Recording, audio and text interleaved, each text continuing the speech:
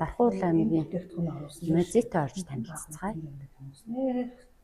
За ингээд аймгийнхаа музейн өвдөж тайлбарлагчийг музейгаа товчхон танилцуулаач гэж хүслээ. За эндээс эхлэх явах юм байна те. Энэ хэсгээс юм.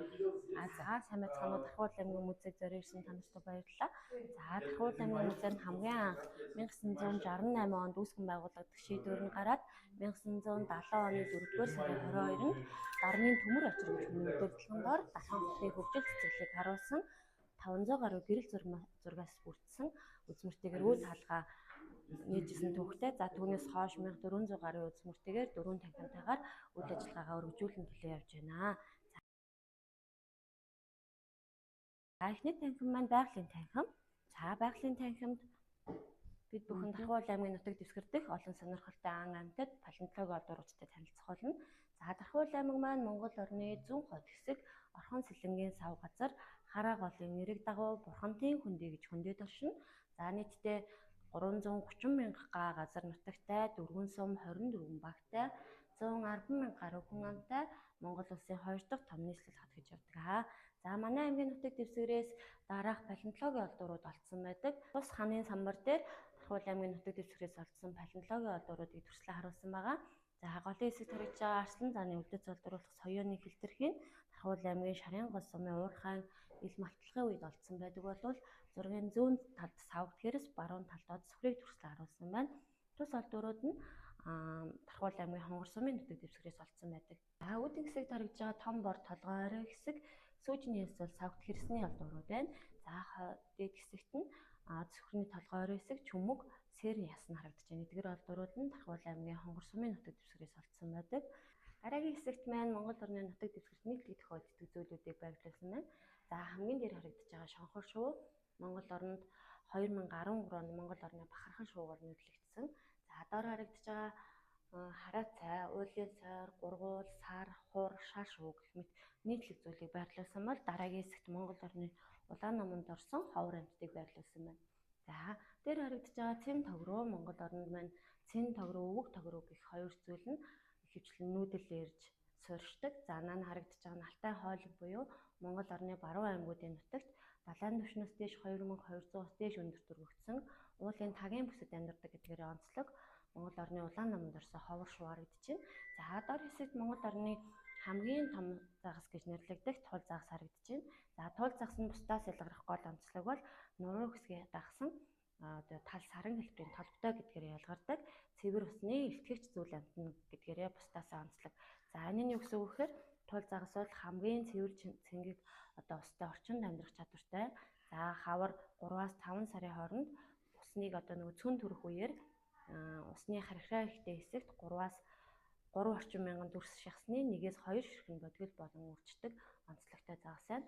За доор харагдаж байгаа шивэр хилэм гэж зүйл. За шивэр хилэм нь бусдаас ялгарх гол онцлог нь бол нуруу, сэрвээ, хэвэл хэсэгтэй олон тооны өргөстэй.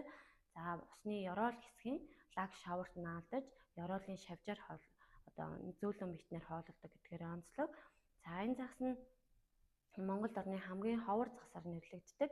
За гол бас ялгарх нэг онцлог нь толгой хэсэгтээ товхон хайрстай, аман доод хэсэгтээ байрладаг тал саран хэлбэрийн амтай. За ийм онцлог загас ахнэ. Ихэдөө одгиерийн амьтдыг тэглээ харуулсан байна. За баруун жигүүрт бол гол төлөв махчаа амьтдыг байрлуулсан бол зүүн талд хөхтөн амьтдын бас нэгэн гол төлөвлөлд гөрөөсийг байрлуулсан онцлог харагдаж байна. За дээд хэсэгт болохоор Монгол орны хамгийн том шувуу гэж нэрлэгдэх тас шувууг байрлуулсан. Тасны далавчаа дэлгэсэн урт нь бас бэдийг хүрсэн тасны далавчаа дэлгэсэн урт нь 2.5-аас 3 м орчим хүрдэг гэдгээр онцлог. Эхний орж ирсэн хоёр дахь танхим нь угсаатны танхим. Угсаатны танхимд Монгол хүмүүсийн эдэлж хэрэглэдэг зүйлүүдтэй хэвшлэн танилцах болно. За угсаатны танхимын үүдэн хэсэгт жижиг дөрвөн хантай Монгол гэрийн загварыг байрлуулж өгсөн. За монголчууд бол эрт дээр үеэсээ таван хушуу малаа маллаж жилийн дөрвөн улирлын дурш нүүдэллэн ирсэн гэдгээр онцлог. Нүүдэлч ард түмэн нүүдэлчдийн амьдардаг байсан гол сууц болох гэр сууцыг бүтцийн үед дотор ясмод гадна бүрээс хэсэг гэж хоёр хэсэг хувааж үздэг. За ингээд дотоод орчны зохион байгуулалтыг бол дөрвөн хэсэгт хувааж үздэг.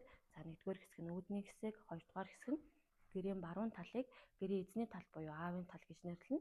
За хоймор хэсгийг хүндэтгэлийн хэсэг буюу тухайн айлын одоо дахиж хүтдэг бурхан тахилыг байрлуулахаас гадна орж ирсэн зочин гэж дайлж цайлдаг гол хэсэг байна. Үлдсэн зүүн талыг ээжийн тал буюу эзэгтэй тал гэж нэрлэнэ. Энэ хэсэгт хөвчлэн галт тоогоог байрлуулж өгдөг гэдгээр онцлог байна. За угсаатны танхимын хоймор хэсэгт Монголын их эзэнт гүрнийг үндэслэгч их эзэн Чингис хааны босоо хөрөг баримлыг байрлуулсан. Тус баримлыг Тархуул аймгийн уран баримлж Буян далай Монголын нууц товчоноос сэдвлэн зохиосон их эзэн Чингис хааны эдэр залуу үеийн төрхийг босоо байдлаар хөргөсөн хөрөг баримл ахнэ. Угсаатны танхимын үүдний хэсэгт халах эмэгтэй хүний дээдлийн загваруудыг байрлуулсан. За тус дээдлийн загваруудаас ажиглах юм бол монголчуудын нийт хүн амын 80 орчим хувийг халах хэстэй эзэлдэг. Халах хэсний дээл хутас нь бусад хэснээс юугаар онцлог байдаг вэ гэхээр за босоо өндөр цагтай баруун тишээ харсан дөрвөлжин ингэртэй түнтгэр мөр урт нутрахтай гадуураа давхар ууж өмсгөлтэй гэдгээр ялгардаг. За харьцангуй тод өнгийн хоргоо хэмжээр ашигласан богино одон загвартай байвал энэ нь залуу охтуудын дээл гэдгийг илэрхийлж өгнө. За харьцангуй баруун өнгийн хоргоо хэмжээртэй шилбэний дунд үеэр татсан урттай байвал энэ нь нас бийт хүрсэн хүний эхнэр болсон хүний дээл гэж төвөггүйхэн ялгаж болно. За гадуураа давхар ууж өмсгөлтэй орж ирэхээр энэ нь одоо язгуур гаралтай эмэгтэй хүний дээл хувцс гэдгээрээ ялгарч өгдөг онцлогтой байх нэ. Дараагийн хэсэгт 1921 оны түүхэн үйл явдлаас сэтгүүлсэн уран баримлууд бит үзмрүүдийг байрлуулсан байна. 1921 оны 3 дугаар сарын 18-нд Жанжин Сүхбаатар аргалуулсан ардын журам цэргүүд, Зөвлөлт холбоот улсын улаан армийн цэргүүд хамтын хүчээр Хяах хотыг гамангаас чөлөөсөн түүхэн үйл явдал болж исэн. Тус түүхэн үйл явдлаас сэтгүүлсэн босоо хөрөг баримлууд байна. За тухайн үзмрүүдээс онцлог нэг үзмэр гэвэл Үлгүүгийн болд одоо уран баримлчин бүтээсэн одоо Төмний төлөө гэдэг уран баримл. За энэ дээр болохоор залуу хүүдээ эцэг нь одоо хэдий бие муутай байсан ч гэсэн Монгол одоо эцэг хүний ёсоор хадаг сүв өргөн бариад аян замд нь одоо ерөөл өргөж байгаа байдлаар төрсөлсөн энэ уран баримлыг харуулж өгсөн байна. За бид бүхний орж ирсэн 3 дахь танхим нь Тархуул аймгийн музейн түүхийн танхим. Түүхийн танхимын үүдэн хэсэгт 1980-90-ад оны одоо хоёр өрөө байртай айлын дотоод зохион байгуулалтыг харуулж өгсөн илгээлт эзэн болон байна.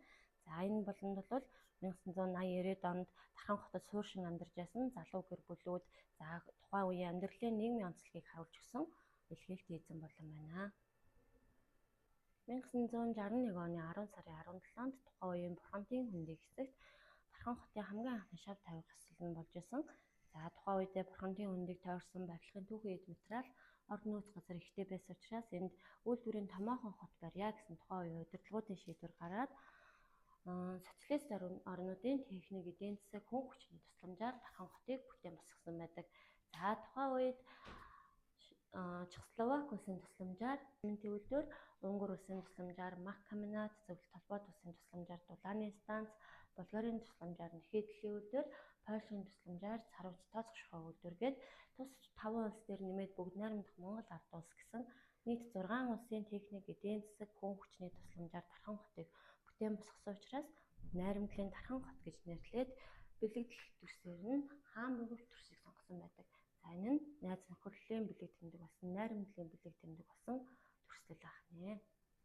За дор харагдаж байгаа барилга нь 16 давхар барилгын Макет загвар бөгөөд 1985 оны 12 сарын 31-нд ашиглалтанд орж исэн тус барилга нь Монгол улсын хамгийн анхны хамгийн өндөр барилга гэдгээрээ түүхэн тэмдэглэгдэн улсан байдаг. Армян улсын барилгачид барьсан Ардан баалын газар хөдлөлтийг төсвөрлөх чадвартай 3 тал руугаа харсан тал сэлбэрийн бүтцэн тодорхой цагуудад айл буханд нар тусгаар зохион байгуулагдсан гэдгээр онцлог давуу талтай. Тухайн үедээ хүн тээврийн, ачаа тээврийн хос лифттэйгээр ашиглалтанд орж исэн тэр үеийн барилгын хөгжлийг харуулсан гэж үздэг онцлог барилга байна. Түүхийн танхимын үүдэн хэсэгт Тархан хотынхоо нэрийг улсын болоод дэлхийн чанартай уралдаан тэмцээнд өргөн гаргасан алдарт говьсгүйчүүдийн зургийг тэдний авсан шагнал урамшууллын хамт байрлуулсан байна. Манай Монгол улсад хамгийн анх 1989 онд одоо говьсгүйн тэмцээн зохион байгуулагдчихснаас тухайн үеийн тэмцээнд Тарханы говьсгүй угуул Дэлгэрмаа гэж говьсгүй алтан эрдэнэ тэтмэр шалгарч ирснийг тус хэсэгт харуулж өгсөн байна. Тархуул аймгийн музейн Тархан сумын 16 дугаар баг үйлчилгээний төв хэсгийн Б корпус байрладаг. За 0-аас 16 хүртэлх насны үзэгчдийг үн төлбөргүй хүлээн авдаг. 16-аас дээш насны үзэгчийг насанд хүрэгчдийг 4,000 төгрөгийн хөтөлбөрлөөр хүлээн авна. За мөн дээрэс нь Үзэгч та бүхэн дан ганц музей үзэж зогсохгүй музейн олон талд боловсролын хөтөлбөрүүдэд хамрагдах боломжтой. Музейг зорин ирсэн үзэгч олон маань дан ганц музей үзэж зогсохгүй музейн олон талд боловсролын хөтөлбөрт хамрагдах боломжтой. Бүх насныханд зориулсан 13 төрлийн боловсролын хөтөлбөрийг үйл ажиллагаандаа явуулж байна.